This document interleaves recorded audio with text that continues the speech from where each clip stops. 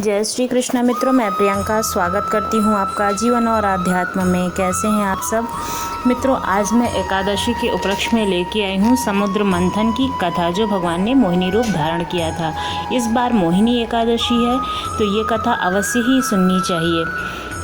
पौराणिक मान्यताओं के अनुसार समुद्र मंथन के अंत में देवों के वैद्य धन्वंतरी जी अमृत कलश लेकर जब प्रकट हुए, तो असुरों ने इस अमृत कलश को उनसे छीन लिया और फिर आपस में ही अमृत पान के लिए लड़ने लगे। असुरों की इस छीना झपटी को देखते हुए देवताओं को बहुत ही चिंता हुई कि इस अमृत कलश को नष्ट कर देंगे ये लोग, और असुर इनका अमृत पान करके अमृता भी प्रदान कर लेंगे। तब भगवान विष्णु भी इस दृश्य को देख रहे थे।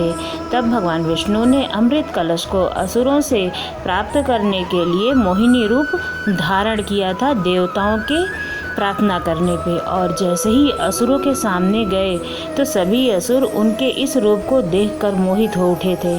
तब असुरों ने आपस में लड़ना भी बंद कर दिया और इसके पश्चात मोहिनी रूप धारण किए हुए भगवान विष्णु ने असुरों से अमृत कलश भी ले लिया। आइए देखते हैं भगवान विष्णु ने किस तरह से अपने मोहिनी रूप से दानवों को अपने वश में कर लिया। समुद्र मंथन से निकला हुआ अमृत कलश दैत्य एक दूसरे से छीन रहे थे। इसी बीच में एक मनोहर स्त्री उनके बीच में चलती चली आई। सभी उस मनोहर स्त्री के सौंदर्य को देखकर मंत्रमुग्ध हो गए। वे सभी आपस में झगड़ा भूलकर उस मनोरम स्त्री के पास दौड़ गए। देवताओं ने देवी से पूछा, तुम कौन हो, कहाँ से आई हो सुंदरी, तुम क्या करना चाहती हो। देवी को देखकर दैत्यों के बीच खलबली मच गई। दैत्य कहने लगे, अब तक देवता, दैत्य, सिद्ध, गंधर्व, चरण और लोकपालों ने तुम्हें स्पर्श नहीं किया होगा। अवश्य ही विधाता ने तुम्हें संपूर्ण इंद्रियों एवं मन को तृप्त करने के लिए भेजा होगा। सुंदरी, तुम हमारा झगड़ा मिटा दो। तुम न्यायानुसार निष्पक्ष भाव से इस अमृत को बांट दो, जिससे हम लोगों में और अधिक झगड़ा ना हो। वास्तव में श्री हरि विष्णु योग माया शक्ति से युक्त हो मोहिनी अवतार धारण किए हुए दैत्यों के पास गए थे। योग माया शक्ति के प्रभाव से तीनों लोकों में ऐसा कोई भी नहीं था जिसे वश में नहीं किया जा सकता। यदि योग माया शक्ति आदि शक्ति है, दैत्यों की प्रार्थना पर तीनों लोगों को मोहित करने में सामर्थ्य। मोहिनी देवी ने दैत्यों को हंसकर, मैं माया हूँ तथा आप महर्षि कश्यप के संतानें हैं, मुझे न्याय का भार क्यों दे रहे हैं। बुद्धिमान पुरुष को स्वेच्छाचारी स्त्रियों पर कभी भी विश्वास नहीं करना चाहिए। भगवान विष्णु की मोहिनी देवी की परिहास्य वाणी दैत्यों को और अधिक अस्वस्थ कर गई और उन्होंने अमृत से भरा कलश उनके हाथों में सौंप दिया। मोहिनी देवी ने अमृत का कलश अपने हाथ में ले लिया और दैत्यों से कहा, मैं जो भी करूँगी, फिर चाहे वो उचित हो या अनुचित, अगर तुम्हें स्वीकार हो तो तुम इस अमृत को मैं बांट सकती हूँ। उनकी मोहयुक्त मीठी बातें सुनकर सभी दैत्य देवी मोहिनी के प्रस्ताव पर सहमत हो गए। मोहिनी देवी ने अगले दिन अमृत पान करने की सलाह दी। मोहिनी देवी के आदेशानुसार अगले दिन समस्त दैत्य स्नान कर अमृत पान करने हेतु पंक्ति में बैठे। देवता भी वहां आकर बैठ गए। तब प्रभु श्री हरि मोहिनी देवी अमृत का कलश हाथ में लेकर आईं।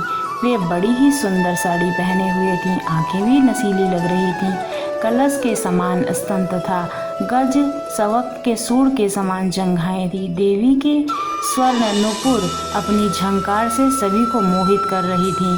सुंदर कानों में कुंडल थे तथा उनकी नासिका, कपोल तथा मुखारविंद बहुत ही मनोरम थे। बाद में भगवान ने इस मोहिनी अवतार ने देवों को अमृत पान कराया और दैत्यों के साथ छल किया। उधर जब भगवान शिव ने सुना कि श्रीहरि ने दैत्यों को मोहित कर देवताओं को अमृत पिलाने के लिए स्त्री का रूप धारण किया है, तो वे उस स्थान पर गए जहाँ भगवान श्रीहरि नारायण निवास करते थे। वहाँ जाकर शिव जी ने भगवान श्रीहरि की स्तुति वंदना की। श्रीहरि ने शिव जी को दैत्यों को मोहित करने वाले मोहिनी रूप को दिखाया। एकाएक शिव जी एक रंग बिरंगे फूलों से भरे हुए उपवन में पहुँच गए, जहाँ उन्होंने बड़े ही सुंदर परिधान पहने हुए थे। कमर में करधनी पहने सुंदर सी स्त्री को क्रीड़ा करते हुए देखा। उन देवी ने लज्जा भाव से मुस्कुराकर तिरछी नज़र से शिव जी की ओर देखा। बस फिर क्या था, कामदेव को भस्म करने वाले भगवान शंकर का मन उनके हाथ से निकल गया।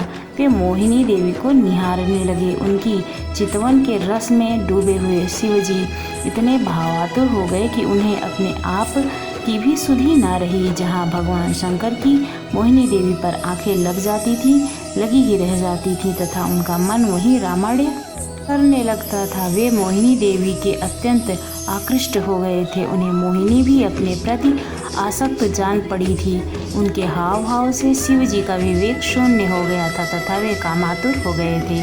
अपने वैरी कामदेव से मानो परास्त होकर महादेव जी विष्णु जी के माया मोहिनी रूप को जानकर भी पीछे पीछे दौड़ने लगे। पार्वती जी का ख्याल त्याग कर भगवान शंकर मोहिनी के पीछे लग गए। उन्होंने उन्मत्त होकर मोहिनी के केस पकड़ लिए। मोहिनी अपने केसों को छुआकर फिर वहाँ से चल दी।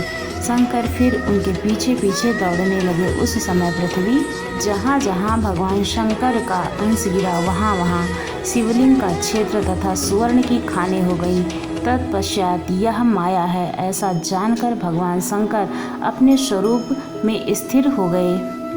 भगवान विष्णु ने अपने इस मोहिनी रूप को धरकर अमृत का कलश असुरों से बचाया और देवतागण को पिलाया।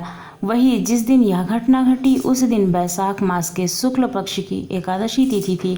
इसलिए इस एकादशी का नाम भगवान विष्णु के मोहिनी स्वरूप पर रखा गया, मोहिनी एकादशी। इस कारण मोहिनी एकादशी की कथा भगवान विष्णु की विधि विधान से पूजा और व्रत का महत्व बताया गया है। माना जाता है कि इस एकादशी का व्रत करने वाले मनुष्य सभी मोह माया बंधनों से मुक्त होकर मोक्ष को प्राप्त करते हैं। एकादशी का व्रत भगवान श्री राम ने सीता माता के बिछड़ने के बाद किया था, उनसे मिलन के लिए। इसके महात्म को पढ़ने से अथवा सुनने से हजारों गौदान के बराबर का फल प्राप्त होता है। जो भी इस एकादशी का व्रत करता है विधि विधान से और कथा सुनता है। अगर आपको इस एकादशी की कथा सुननी है तो हमारे चैनल पर पहले भी इस एकादशी की कथा मैं डाल चुकी हूँ, तो आप लोग अवश्य जाइएगा और उस कथा का पान कीजिएगा।